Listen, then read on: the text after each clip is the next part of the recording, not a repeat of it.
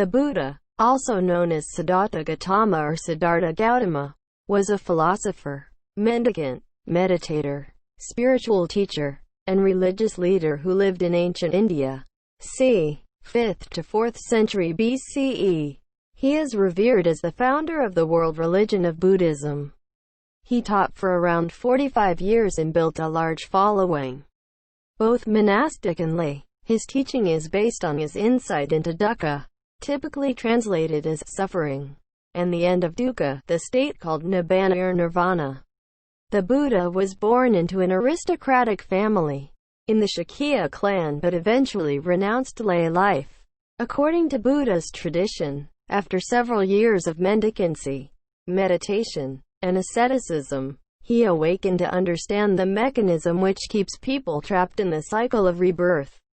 The Buddha then traveled throughout the Ganges plain teaching and building a religious community. The Buddha taught a middle way between sensual indulgence and the severe asceticism found in the Indian śramaṇa movement. He taught a spiritual path that included ethical training and meditative practices such as jhana and mindfulness. The Buddha also critiqued the practices of brahmin priests, such as animal sacrifice. A couple of centuries after his death he came to be known by the title Buddha, which means awakened one, or the enlightened one.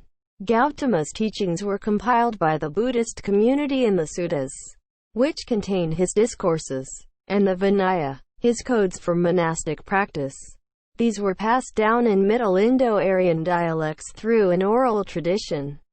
Later generations composed additional texts, such as systematic treatises known as Abhidharma, biographies of the Buddha, collections of stories about the Buddha's past lives known as Jataka tales, and additional discourses, i.e., the Mahayana Sutras.